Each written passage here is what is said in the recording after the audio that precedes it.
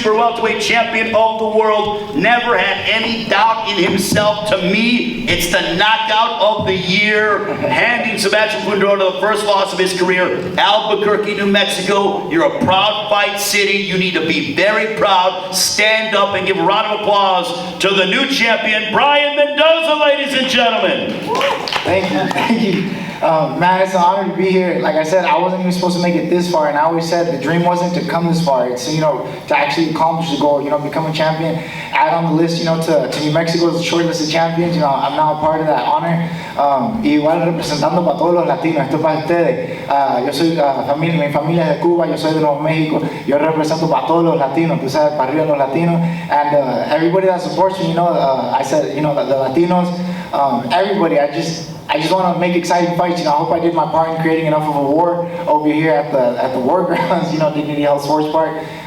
It's an honor, man. Thank you guys. Thank everybody that believes in me. Couple things to unpack before we get to the media. One, people are looking for moments here at the War Grounds, and I think people will always remember the fact that they were here, they were watching at home, wherever they were around the world, when they saw Brian Mendoza put an end to the night of Sebastian Fundora. It looked like you were down on the cards as you were entering the 7th round, yet you remained composed and really did not waver with your confidence. What was the key to that for you to continue to believe in your game plan when it didn't seem like things were going your way?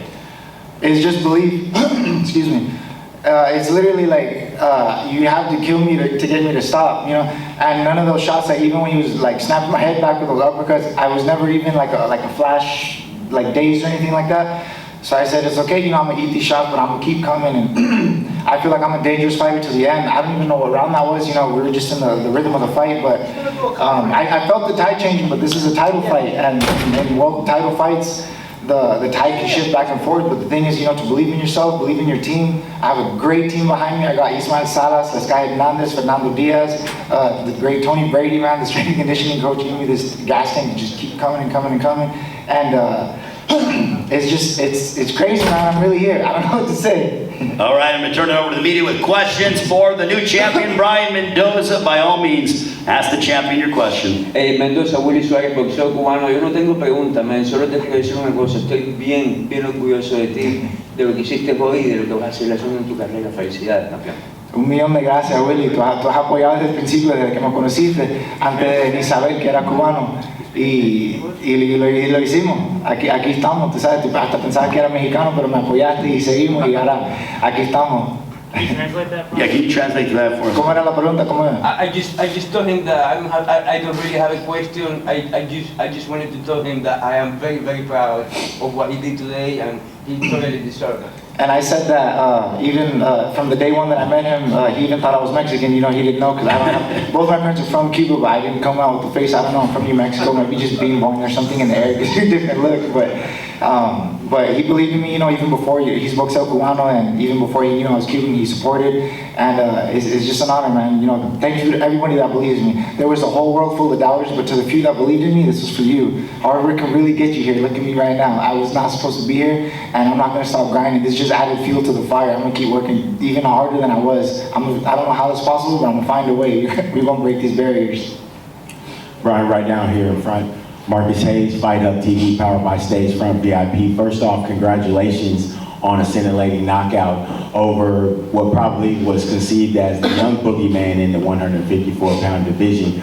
I'd like, if you can, Mr. Mendoza, take us back to the moment that you landed the first punch and you kind of saw Sebastian sort of frozen in time. What was going through your mind at that point? I have a habit. I'm used to walk off KOs, so you saw my little hesitation, and because he started falling, and then he just stays. He's that strong, even though he's so lanky, he's still like solid. And he started going down, and I almost went off. I saw the shift, but he just started going down, and I just went with it. And but as soon as I snapped, that he's still in the air, you got to finish, man, because he's not going to stop just coming forward and everything, even if you let him recover. So I had to empty the gas tank, empty the tank on him there, empty the clip. We've seen time and time again big punches like the ones that you landed against Fundora stop the fight immediately. What were your emotions? We saw you kind of collapse after the count. Take us back to that moment. Man, like I said, it's the feeling that I wasn't supposed to be here. I was not supposed to be here. I wasn't supposed to even make it this far, you know. Just a year ago, last March, it's April now, and last March, I was a swing belt after the Sue versus Gauthier fight. Nobody cared that, you know, I was on the card or whatever. I only have video of that big knockout because of my friends putting it on Instagram Live and some of the fans. And now just a year later, you know, just the nonstop work, you know, get the right team around me. Like I keep saying, you know, Ismael Salas, the brains, Tony Brady, and my assistant coaches, like Sky Hernandez, Fernando Diaz. It's a whole team, you know, we're just always going at it, grinding. And I feel like I'm unstoppable. You know, you might be able to win a couple rounds and everything, but I'm not gonna stop coming at you and emptying that clip. You know, they call me La Bala for a reason. Jorge Hernandez, SWFight.com, Albuquerque. Let me read you this list. Bob Foster, Johnny Tapia, Danny Romero, Austin Trout, Holly Holm, Angelo Leo, Ryan Mendoza. So it's real, man.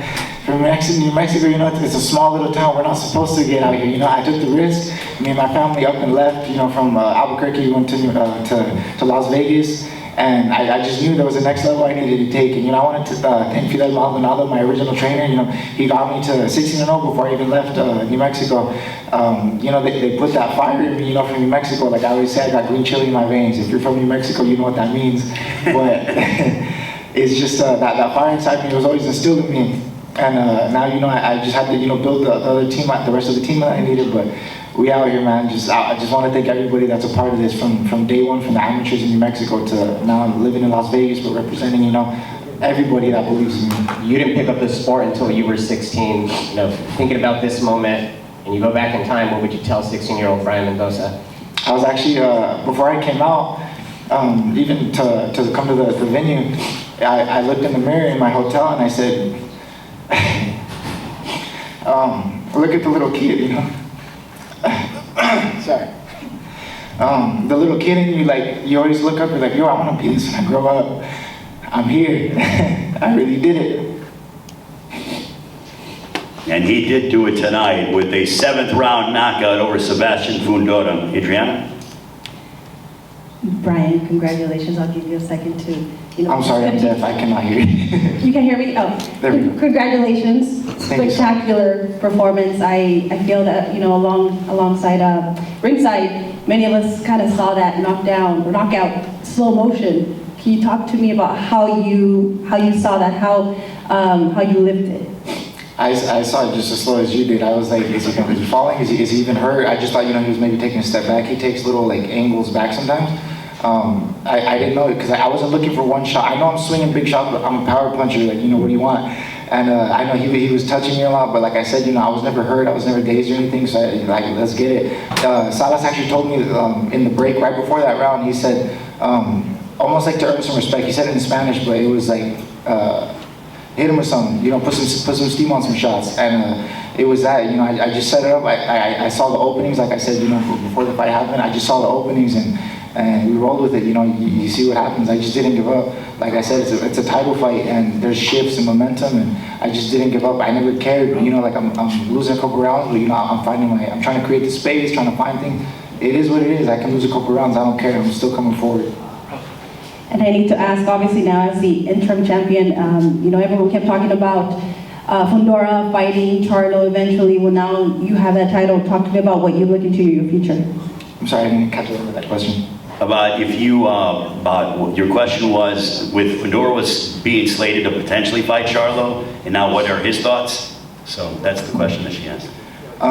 Like I know I keep repeating myself, but I wasn't supposed to be here, and now I have that belt, so they can't deny me. So first is a year ago, nobody cared who I was, nobody cared what my name was, but I'm here. You can't deny me now. Let's get it. And like I said, I'm the easiest fight to make. They sent me they called me in 10 days to fight Jason Rosario, a former unified world champion. Took that fight at 160, even a weight class higher. You know, that they wanted him to be comfortable at his weight. I took it. You know, you saw the results on that one. They called me for this one, the boogeyman of the division. That people, it's too awkward. He's too much pressure and everything. And they thought I would fade, but I think you saw there's no more fade. People would rely on that. The time to beat me was back. You know, that old Brian is dead and gone. This is a new monster you see in front of you.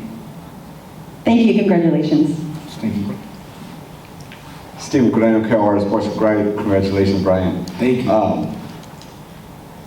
Looking at the Man, I completely forgot what I was going to ask you, to be honest. I'm just, your emotion is, You're good. you just seem so excited, man. I'm just, congratulations. Man, I really did forget what I No, was like, gonna you know, ask you. I know my excitement might throw some people off, but you're supposed to get up here and act cool, you know, all this was supposed to happen, but I know it wasn't supposed to happen. We made this happen, you know, I grinded this out, you know, with my team behind me, my people that believe in me. That's why you see me excited. I don't care to try to play this off cool. Like, I'm gonna enjoy every minute of this, man, and I'm gonna enjoy the whole ride till the wheels fall off. You guys are gonna see a real person, not some cool, like, just too cool for whatever. You're gonna see, you know, the full enjoyment, man. I don't care about acting too excited, jumping up and down after I knock someone out. This is the real me, and you guys will get to know me now. I remember, brother. That's awesome, brother. I wanted to ask you, what was Ishmael Salas telling you kind of leading up to the knockout? Because it seemed like you said, you were taking some shots, but it wasn't affecting you too much. But I kind of saw him yelling from the corner. What was he telling you? The first, I don't know how the rounds were scored. You know, like I even like lost track of the rounds. I even asked, I think before maybe the last one, I said, what round is it? Because I was trying to keep the momentum, you know, the pace in my head. But I feel, I don't know, I feel like I won some of the early rounds, and then I know he started just getting the volume off. I know he won the last couple rounds, but it was just keep going. You know, Salas stays calm. He's a master in the corner. You know, he knows how to stay calm and just keep you going. He would just tell me, hey, that was good, but you did this and this wrong. He's catching you off this. You know, he's very like just detailed. And before the last round, he told me, hey, put some heat on those shots, make them respect you. You know, because I almost started matching his pace, and he told me, hey, put some heat on those shots. You know, you're a power puncher, and that's literally what I did. You know, I just relaxed my shoulders, got back to my rhythm, let them pop, and you guys saw what happened. He's very good at adjusting and just staying calm and keeping you back in line. Real quick, before we get to Jorge, I want to let the audience know, I don't even know if you know this, the scorecards at the end of 6 were 60-54 on 2 scorecards in favor of Fundora. The other one was 59-55, so you getting that stoppage was certainly advantageous. Jorge, your question. Yeah, I was going to ask about the frustration, because some of us at ringside did have you winning, I think, the first round and then losing the next set of 5 rounds, so that's in line what we were seeing in press row. So what was that thought process for you? Like, his reach seemed like it did give you issues for 4 consecutive rounds. What was your thought around that? Or maybe it didn't. Yeah, I mean, like I said, you know, we brought in Mike Fox for my main sparring. He's a 6'4" southpaw welterweight that throws really lanky shots, and he actually has like a lot more movement to him. So I was ready for the awkwardness, man. Mike would take tons of angles on me and stuff, but I knew that Fundora wouldn't take as many. And so see, that's what I'm saying. I don't want to be up here, I want every round, or this or that. I genuinely thought I want like maybe the first 2, maybe the 3. I know the shift started changing, but I gotta watch the tape. You just kind of get lost in the rhythm of it, but I don't care. I knew the thing with him was to break him down. He's a monster. He literally does not stop throwing punches, and I wasn't gonna try to just sit there in the middle and trade with him. And you saw when I would do that, he would land like sneaky weird shots. So I don't care. I'll give the rounds away. The game plan from the beginning was to win the second half, break the machine down, and take him out. Either win, you know, the late half of the fight by decision, or take him out late. But the intentions were never to really win all the first rounds. It was just chop him down. You saw I didn't really throw many headshots. It was literally just trying to break him down. I gotta chop that tree. I literally chop that tree. There's no better way to put it. Brian, congratulations on your win. I think that's the candidate for knockout of the year at this moment. But I know you're soaking in the moment, living in the moment. But who would you like to fight next, man? There's Tinta Zuz, Jamal Charlo. There's a 154 Stagman, Jesus Ramos. There's a lot of names for you, a lot of big fights. Obviously, a lot of belts in your division right now. Charlo's undisputed, so that's the obvious answer. And I really don't care. Like I've repeatedly said, I'm the easiest fight to make. They called me for Rosario in 10 days notice. At 160, I had to go up for that one. Didn't care because the old cliche, you know, stay ready so you don't have to get ready. I was training for months and months. So it doesn't matter. I want Charlo because undisputed, so I want to obviously go next in line, but you know, whatever it is, you know, the best opportunity. I told my team after the last fight that the best opportunity is at 154 or 160. I feel comfortable in both weight classes now. I made the 154 easier than I ever have actually, even after doing 160 in my last fight. But I'm ready for either one. Put me in either weight class. I feel like it's too late now. I can't be beat. 2 more questions for Brian Mendoza before, so we can allow him to enjoy his victory celebration. Congratulations. So My question is, were you as surprised as everybody else? And how did you make that happen? Can you take us through the actual knockout? I'm not gonna stop coming forward. You know, we train literally for that. You know, like I said, I brought in tough sparring. I didn't bring in punching bags, and I had difficult sparring all through camp. I sparred cruiserweights even like before the fight was official. I was easy sparring. I don't do easy work. And that's why you never saw, you know, a loss. Like even when I know even if they gave him the first few rounds too, but those last couple of rounds, whatever, I don't care. I'm gonna keep coming forward. You gotta kill me to get me to stop. So that's why you saw like there was no shake in my self belief. It was like, oh, okay, you know, you can land some shots, but you really have to take me out because you know, I've shown Rosario hit me with some clean shots. I wasn't even dazed, you know, and now I went up against the volume of Fundora. I never really had a problem with it. You know, I'm able to keep digging, and you really got to take me out to get me to stop because I'm gonna keep coming forward. How was it like punching up? You know, is that something that you practice as well? Like punching upwards, you know, against. That's why you saw me. I'm actually interested myself to see what the stats were, but I wasn't going for headshots that much. I don't care. And I know some of my best overhands were when like he would even duck down. I was trying to, you know, catch where he was gonna be instead of like trying to go up there. I don't care what's up there. I can see what's in front of me, and there was just tons of body. So I was trying to hit his arms, hit his body, you know, hit whatever I could, you know, just be there and be consistent with it, just not give up. All right, final thoughts, Brian, as you go ahead and get the biggest win of your career, handing Sebastian Fundora the first loss of his professional career. You become the interim WBC super welterweight champion of the world, a division that's absolutely loaded, and you put yourself among the elite. But, you know, final thoughts as you conclude what was a tremendous night for you. This is for everybody. You know, if you're watching this and you feel like people are giving up on you or whatever, like it's really possible. This is real life. Like I really dug myself out of that hole, and I'm now, you know, I'm looking at the top of the whole sport. You know, I'm up here like I said, you know, I wasn't supposed to be. I was down. I hit rock bottom, and now I'm at the top. So literally, just keep grinding and chasing your dreams. Like anything is legit possible. This is real life, you know. So just keep working, you know, to anybody. And thank you to everybody that believed in me when even if I didn't believe in myself, you know, kept pushing me. Congratulations to Brian Mendoza, ladies and gentlemen, the new interim WBC super welterweight champion of the world. That'll do it here from Carson.